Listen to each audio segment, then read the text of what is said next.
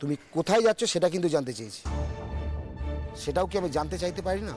শহর নয়, হয়তো কোনো গ্রামও নয়, হয়তো কোনো স্মল টাউন। আচ্ছা, এত রহস্য করে বলার কি আছে? জায়গাটা তো একটা নাম আছে।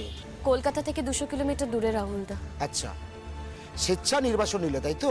যদি স্বেচ্ছা নির্বাসন নিতাম তাহলে কি পরীক্ষা দিতে আসার কথা ভাবতাম? ভাবতাম না রাহুলদা। তাহলে এ কথা কেন বলছো? এর মধ্যে আসার কি তোমার কোনো চান্স আছে? না। আমি কি তাহলে অন্তত তোমার জায়গাটায় পৌঁছে দিতে পারি? দেখো, আজ আমি ইন্টারভিউ দিতে যাচ্ছি। আমি জানি না ওদের আমাকে পছন্দ হবে কিনা, আর আমি তো এখনো ডাক্তারি পাশ করিনি, তাই একজন সিনিয়র ডাক্তারের অ্যাসিস্ট্যান্ট হয়ে কাজ করব। ওরা আমাকে অ্যাবজার্ভ করে রেখে দেবে। ডাক্তারি পাশ করার পর ওরা বলেছে যে একটা ডাক্তারি পোস্টে চাকরি দেবে। সেই কথাই তো হয়ে আছে। এখন টাকা পয়সা সেই অর্থে বেশি কিছু পাবো না, যেহেতু ডাক্তারি পাশটা করিনি। পরে যখন পাশ করে যাব তখন একটা ডাক্তারি পোস্ট দেবে, এই আর কি। তুমি একটা উডবি ডক্টর হয়ে অন্য জায়গায় কাজ করতে যাবে, ডাক্তারের অ্যাসিস্ট্যান্টের? দেখো, জীবনে তো সব এক্সপিরিয়েন্সই কাজে লাগে, আর আমার মনে হয় এই এক্সপিরিয়েন্সটা আমার কাজে লেগে যাবে। কি আর বলবো শবনম, তুমি যখন সিদ্ধান্ত নিয়েই নিয়েছো তখন তো আমার আর কিছু বলার নেই। চলো তোমাকে স্টেশন অবধি পৌঁছে দিই। রাহুলদা, কেন জোর করছো? রাহুলদা, আমার একা চলাফেরা করার অভ্যেস আছে। কি জানো তো, আমাদের মনে হচ্ছে এটা আমাদের কাছে একটা পরাজয়। কিসের পরাজয়? একটা অশুভ শক্তির কাছে লড়াই করে পেরে উঠলাম না, শুভ শক্তিকে হেরে যেতে হলো। কে অশুভ শক্তি রাহুলদা? কেন, রোহিণী। রোহিণীর জন্য তো তোমাকে সবকিছু ছেড়ে ছুড়ে চলে যেতে হচ্ছে। এটা আমার বুঝতে দেরি হয়েছে? শুধু শুধু রোহিণীদিকে দোষ দিচ্ছ কেন? রোহিণীদির জন্য আমি কোথাও যাচ্ছি না। তা অবশ্য ঠিক, রোহিণী তো একটা উপলক্ষ মাত্র। তুমি যাচ্ছ যশের জন্য। ওই নামটা আমি আমার জীবনে শুনতে চাই না রাহুলদা। ওই নামটা বলে তুমি বারবার আমাকে অপমান করো না। আমি না হয় নাই শোনালাম, তুমি কি মন থেকে মুছতে পেরেছো? নিশ্চয়ই মুছে ফেলতে পারবো একদিন, সেই চেষ্টা শুরু হয়ে গেছে। এই চেষ্টাটা যদি আগে করতে, মানে ওর মিষ্টি কথায় যদি না ভুলতে, ওর শর্তে যদি না গলে যেতে, তাহলে আজকের দিনটা দেখতে হতো না। আজকে সব কিছু ছেড়ে ছুড়ে তোমাকে অন্য কোথাও চলে যেতে হতো না, বা অন্য কোথাও গিয়ে ডাক্তারের অ্যাসিস্ট্যান্টের কাজ করতে হতো। হয়তো তুমি ঠিকই বলছো রাহুলদা, যেই সময় যেটা করা উচিত ছিল সেটা হয়তো আমি করে উঠতে পারিনি, but better late than never. চাইলে সবকিছু করতে পারবো আমি। মানুষ চাইলে সবকিছু করতে পারে, চেষ্টা করলেই পারে, আর আমিও পারবো ওকে ভুলতে। আচ্ছা শবনম, আমাকে একটা কথা বলো তো, যে কি এমন ঘটলো যে ওকে এতটা প্রায়োরিটি দিতে হলো তোমার, যে ওকে ভোলার জন্য তোমাকে শহর ছেড়ে চলে যেতে হচ্ছে? দেখো রাহুলদা, আমি চাইলে এখানে থেকে ওকে ভুলতে পারতাম। তুমি আমার শুভাকাঙ্ক্ষী, তাই তোমাকে না বলার আমার কিছুই নেই। আর তোমার মতো শুভাকাঙ্ক্ষী আমার জীবনে খুব কমই আছে, তাই আমি তোমাকে বলছি রাহুলদা, ওই বাড়িতে থেকেও হয়তো আমি ওকে ভুলতে পারতাম, কারণ ওর কোনো অস্তিত্ব আমার কাছে নেই। তাহলে যাচ্ছ কেন? রাহুলদা দেখো, আজকে রোহিণীদির জায়গায় যদি আমি থাকতাম আমিও এটাই করতাম। রোহিণীদির তো কোনো দোষ নেই, রোহিণীদি নিজের অধিকার বোধ থেকে এটা করছে। এটা অধিকারের লড়াই রাহুলদা। রোহিণীদির জায়গায় আমি নিজেকে দাঁড় করিয়ে দেখেছি, আমি হলেও এটাই করতাম রাহুলদা। যেদিন রোহিণীদি আমার কাছে এসে স্যারেন্ডার করলো, সেই দিন আমি বুঝলাম যে রোহিণী স্যারেন্ডার করলো মানে? রোহিণীদি আমাকে বলতে এসেছিল যে রোহিণীদি প্রেগনেন্ট। হোয়াট? এটা তো অবাক হওয়ার কি আছে রাহুলদা, ওরা তো ম্যারিড, এটাই তো স্বাভাবিক, বায়োলজিক্যাল রুল। ও গড, কি হলো রাহুলদা, কেন এত অবাক হচ্ছ বলো তো? যশ কিভাবে দ্বিচারিতা করেছে ভেবে দেখেছো? ও তোমাকেও ঠকিয়েছে, রোহিণীকেও ঠকিয়েছে। হ্যাঁ রাহুলদা, যেদিন আমি এই কথাটা জানতে পারলাম না, সেই দিনই আমার মনে হলো যে রোহিণীদিকে জায়গাটা আমার ছেড়ে দেওয়া উচিত। রোহিণীদির তো কোনো দোষ নেই, রোহিণীদি আমার কাছে এসেছিল ভিক্ষে চাইতে। জজদার মাও এসেছিল। আমাকে ওরা এসে বলল যে আমি যাতে এখান থেকে চলে যাই, আর আমি চলে গেলেই ওরা হয়তো ওদের বাচ্চাটাকে নিয়ে সুখে সংসার করতে পারবে। দেখো, সেদিনই আমি ডিসিশন নিই যে আমি আর কলকাতায় থাকবো না। কলকাতায় থাকলে কখনো না কখনো ওর সাথে আমার দেখা হয়েই যাবে। কখনো ও দুর্বল হয়ে পড়বে, কিংবা কখনো আমি দুর্বল হয়ে পড়বো। ওর থেকে দূরে চলে যেতে হবে, একেবারে ধরা ছোঁয়ার বাইরে, ওর চোখের আড়ালে যেতে হবে। আর তাই আমি ডিসিশন নিই যে আমি কলকাতার বাইরে চলে যাব। তাই আমি কলকাতার বাইরে নার্সিং হোমগুলোতে অ্যাপ্লাই করি। দেখো, আমি তো এখনো পাশ করিনি, তাই ডাক্তার হওয়ার জন্য কিছু অ্যাপ্লাই করতে পারিনি। আমি অ্যাসিস্ট্যান্টের জন্যই অ্যাপ্লাই করেছি। এখন অনেকগুলো নতুন নার্সিং হোম খুলেছে, সেখানে হেল্পিং হ্যান্ডের প্রয়োজন হচ্ছে। তাই কোনো একজন সিনিয়র ডাক্তারের হেল্পিং হ্যান্ড হিসেবে কাজ করব। কখনো ব্লাড প্রেশার দেখবো, জ্বর দেখবো, সিনিয়র ডাক্তার যা নোট দেবে সেগুলো লিখবো, এই আর কি। ছেলেটা তোমার সাথে এতটা তর্জ কথা করলো, এতটা? ও তো আমাকে বলতে পারতো রাহুলদা যে ওর মনে দুজনের জন্যই জায়গা আছে। ও আমাকে একবারও সে কথা বলেনি, জানো তো।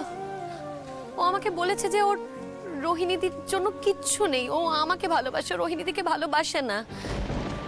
আজকে আমি ওকে জোর করি বলে রোহিণীদির কাছে যায়। ও তো মিথ্যে কথা বলেছে বলো। এখন তো আমার মনে হয় দিনের পর দিন এসব কথা বলে ওর বউকে ভয়ঙ্কর অপমান করেছে। দোষ যদি কেউ করে থাকে সেটা হলো জজদা। 100 বার। ওরা দুজন নেই সমান, দুজনের কাউকে কিন্তু কনসিডার করতে যেও না। দেখো, আমি কে কনসিডার করার? আমি তো কনসিডার করা কেউ নই। আমি তো এখন ওদের পেরিফেরিতেই নেই। রোহিণীদির মতো করে জীবন কাটাবে, আমি আমার মতো করে জীবন কাটাবো। বরং আমি দূরে চলে গেলে রোহিণীদি আর জজদা হয়তো ভালো থাকবে। ভালো থাকবে মানে? ভালোই তো আছে। দেখো রাহুলদা, আমি এখানে থাকলে জজদাকে কিন্তু ব্যালেন্স করতে হবে।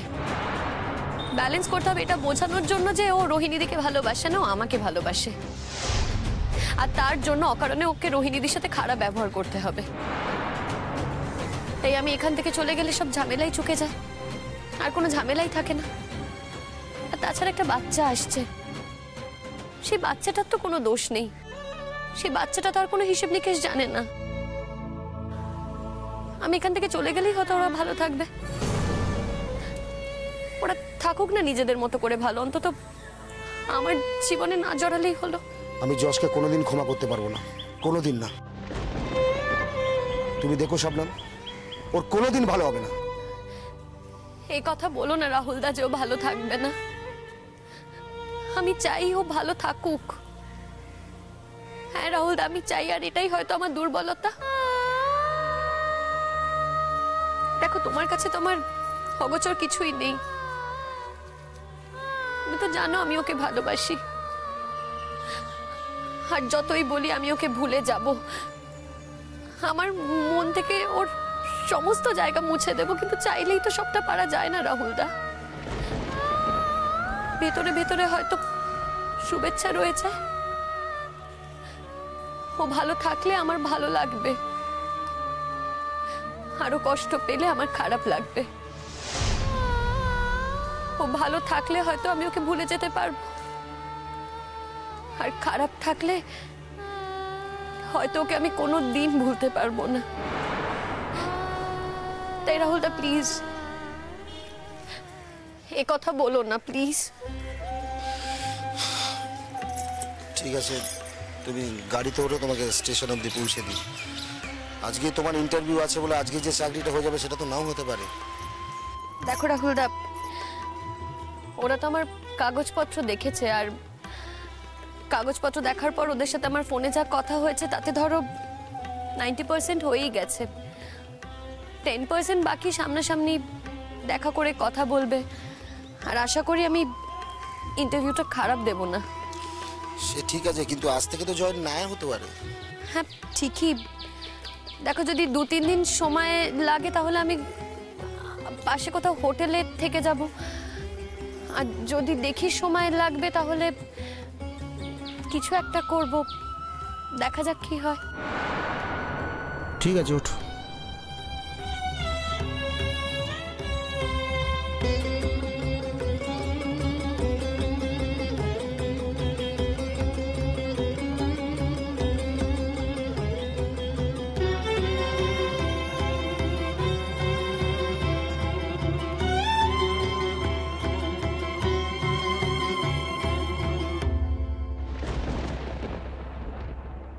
ডক্টর বাসু আসতে পারলেন না, আমরা ওনাকে খুব এক্সপেক্ট করেছিলাম।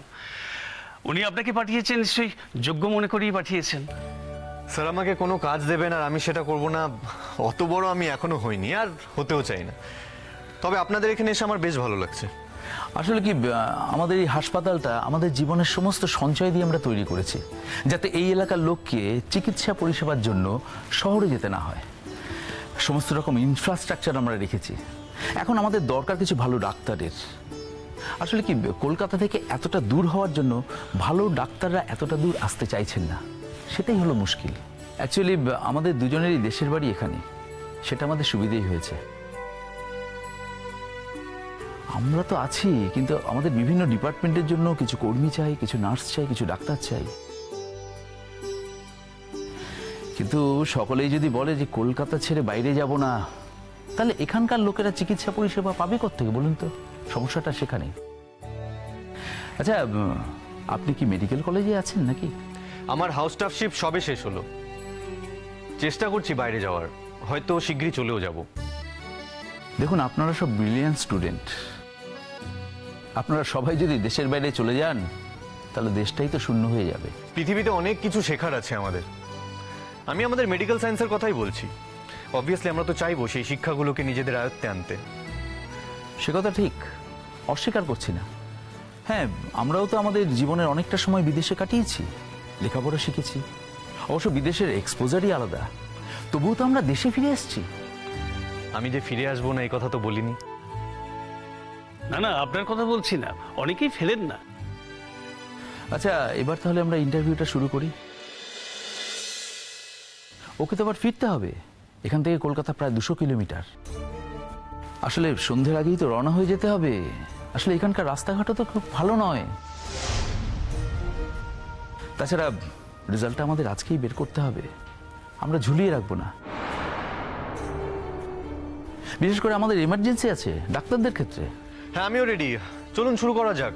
অসুবিধার তো কিছু নেই, ক্যান্ডিডেটসদের ডাকতে পাঠিয়ে দিন। আসুন আসুন আসুন। হ্যাঁ, ইন্টারভিউটা জাস্ট শুরু হবে। বাইরে থেকে যার মানে যে এক্সপার্টের আসার কথা ছিল, তিনি জাস্ট ঢুকেছেন। এক্ষুনি মনে হয় স্যাররা ডাকবেন, আপনি একটু বসুন। বলছি যে রেজাল্ট কি আজই বেরোবে? না, যদি মানে রেজাল্ট আজই বেরোয় তাহলে আমি একটু ওয়েট করে যাব। আমার তো এখানে কোথাও থাকার জায়গা নেই, হোটেলের ব্যবস্থা করতে হবে, তাই জানতে চাইছিলাম আর কি। আমি তো এত কিছু জানি না ম্যাডাম। স্যাররা বলেছে ইন্টারভিউটা আজকের হবে, আর রিভিউটা আজকে ডিক্লেয়ার হবে কিনা সেটা বলতে পারবো না। আপনি একটু ওয়েট করুন, আমি কিছুক্ষণের মধ্যে আপনাকে জেনে বলতে পারবো। আচ্ছা, বলছি কোথায় হবে ইন্টারভিউটা? 5 নম্বর রুমে। আপনি ওখানে গিয়ে বসুন, ওই যে ওখানে অ্যাপ্লিকেন্টরা বসে আছে, ওখানে ওয়েট করুন। ইন্টারভিউর সময় আপনাকে ডেকে নেওয়া হবে। বলছি সিরিয়াল নাম্বার ওয়াইজে কি ডাকা হবে? এখানে যেভাবে জমা পড়েছে সেইভাবে আমি জমা দিয়েছি, সেইভাবেই আপনাকে ডাকা হবে। আপনি ওখানে বসুন। ওকে, থ্যাংক ইউ। আপনারা কি ইন্টারভিউ দিতে এসেছেন? হ্যাঁ, আপনি? হ্যাঁ, আমিও তাই। আরে আপনি মেডিকেল কলেজের না? লাস্ট ইয়ার আপনি তো স্টুডেন্ট অফ দ্য ইয়ার হয়েছেন। আপনি পাস করে গেছেন? না, এখনো ফাইনাল ইয়ার পরীক্ষা দেওয়া হয়নি।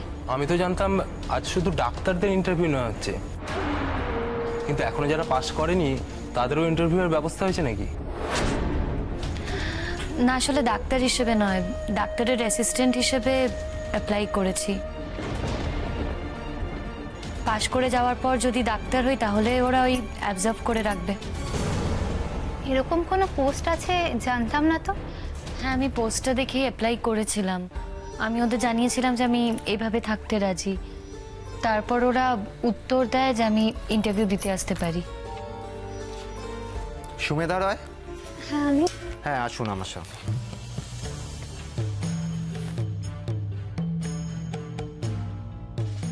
একটা কথা জানতে ইচ্ছে করছে, মানে আপনার এমন কি কাজের দরকার পড়লো যে আপনি একেবারে ফাইনাল পরীক্ষা না দিয়েই কাজ খুঁজতে চলে এলেন? দরকার না হলে কি কেউ কাজ করতে আসে? ফিনান্সিয়াল সাপোর্টের জন্য এক্সাম দিলেই তো মানে পাশ করলেই তো আপনি হাউস স্টাফশিপ পেয়ে যেতেন, তখন তো আর কোনো ফিনান্সিয়াল প্রবলেম থাকতো না আপনার। এখানে জয়েন করলে আপনি হাউস স্টাফশিপ পড়বেন কি করে? এত কিছু ভাবিনি, হয়তো পড়বো না, আর আগে চান্স তো পাই সেটারই তো কোনো সিওরিটি নেই। আপনারা সবাই ডাক্তার হয়ে গেছেন, আমি তো হইনি। চাকরিটা আদৌ হবে কিনা সেটা তো আই এম নট শিওর। কি রে, ইন্টারভিউ হলো? কি প্রশ্ন করলো? এমনি জেনারেল কোয়েশ্চেন্স, আর পেপারস জমা নিল, আর কি করি টরি এসব আর কি। অনিন্দিতা রয়, আসুন।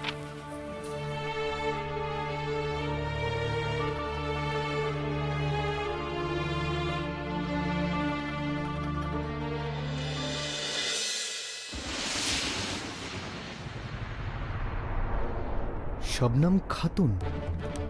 শবনম এসেছে এখানে? শবনমও ইন্টারভিউ দিচ্ছে?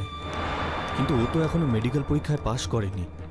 এইভাবে ও কলকাতা থেকে দূরে চলে এলো।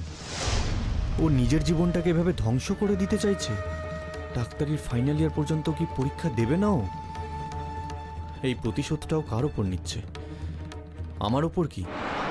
কিন্তু আমার ওপর যদি ও প্রতিশোধই নেবে, তাহলে আমার সঙ্গে এত মিসবিহেভ কেন করলো? আমি তো ওর অপমানটা এখনো কিছুতেই ভুলতে পারছি না। কিন্তু যে আমাকে এত অপমান করেছে, সে আমারই ওপর প্রতিশোধ নেওয়ার জন্য ডাক্তারি পরীক্ষা না দিয়ে বাইরে চলে এলো, নাকি এর মধ্যে অন্য কিছু ব্যাপার আছে? যাই হোক, ওকে পরীক্ষা দেওয়া বন্ধ করতে দেওয়া যাবে না, কিছুতেই না। May I coming sir? Yes, come in. বসুন। মিস্টার যশ, ওনাকে কি প্রশ্ন করবেন করুন। হ্যাঁ, আপনার নাম? অনিন্দিতা রয়। এত টেনশন করে কি হবে? যা হওয়ার তাই হবে। আসলে আমার কাজটা না সত্যি খুব দরকার, তাই এত টেনশন হচ্ছে। দেখুন, আপনারা সবাই পাশ করে গেছেন, হয়তো চাকরিটাও পেয়ে যাবেন, কিংবা হয়তো অন্য কোথাও চাকরি করছেন, কিন্তু আমার তো সেটা না। আমার সত্যি কাজটা খুব দরকার। সুজন সেন, সুজন সেন। আচ্ছা, সুজন সেন আসেননি। নেক্সট শবনম খাতুন। আচ্ছা, আপনি আসুন আসুন। May I come in sir?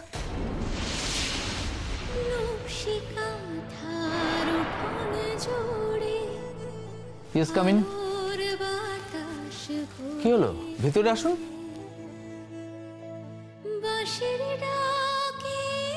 বসুন।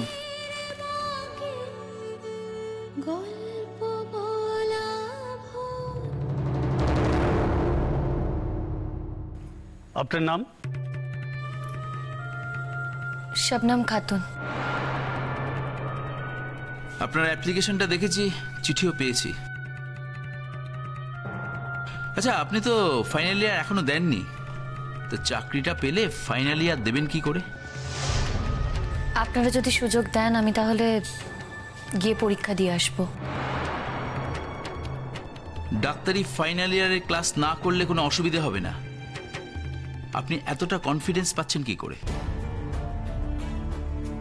স্যার, আমি নোটস কালেক্ট করে নেব, আর বাকি পড়াশোনা আমি বাড়িতে থেকে করব, অসুবিধা হবে না। আপনি এবার প্রশ্ন করুন। হঠাৎ আপনার এরকম একটা অ্যাপ্লিকেশন করার কারণ? ব্যক্তিগত। ধরে নিচ্ছি আর্থিক অনটনই এর জন্য দায়ী। কিন্তু আপনার যা রেকর্ডস দেখছি, প্রিভিয়াস রেজাল্টস দেখছি, আপনি তো স্কলারশিপ পান। হ্যাঁ, পাই। তাতে আপনার পুরো বছরের খরচ চলে না? স্যার, আমি কিন্তু একবারও বলিনি যে আর্থিক কারণে আমি এখানে চাকরি চাইতে এসেছি। আমার চাকরি করাটা দরকার, তাই এসেছি।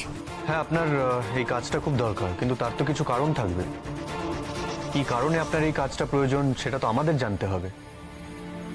তার উপরে বুঝে নির্ভর করছে আমার এখানে চাকরিটা হবে কি হবে না। অনেকটা তাই। আমি কলকাতা থেকে অনেক দূরে এসে কাজ করতে চাই, কাজটা শিখতে চাই, আর সেটাই কারণ। সেটা তো আপনি পরীক্ষায় পাশ করার পরও শিখতে পারতেন। আমি জানি এখানে কমপ্লিট ডাক্তারের দাবি করা হয়েছিল, কিন্তু আমি ফাইনাল ইয়ারের স্টুডেন্ট বলে, সামনেই পরীক্ষা বলে আমি অ্যাপ্লাই করেছিলাম। আর এখান থেকেও চিঠি গিয়েছিল, কর্তৃপক্ষ সবটাই জেনে আমাকে ডেকেছিল, ইন্টারভিউ নেওয়ার কথা বলেছিল, তাই আমি এখানে এসেছি। আমার মনে হয় সব প্রশ্ন উত্তর আমার বলা হয়ে গেছে। স্যার, আপনি আমার যোগ্যতা নিয়ে প্রশ্ন করুন, মেডিকেল সায়েন্সের ব্যাপারে আমি কি জানি সেগুলো জানতে চান। আপনি আমাকে এটাও জিজ্ঞাসা করতে পারেন যে এখানে হাসপাতালে আমার অসুবিধা হবে কিনা। আপনি সেসব নিয়ে প্রশ্ন করলে আমি কিন্তু প্রত্যেকটা প্রশ্নেরই উত্তর দেব। কিন্তু আপনি যদি জানতে চান যে আমি স্কলারশিপের টাকা নিয়ে কি করি, আমি কেন এখানে চাকরি নিতে এসেছি, কি কারণে, স্যার আমার মনে হয় এই জায়গায় দাঁড়িয়ে এই প্রশ্নগুলো খুব ইরিলিভেন্ট।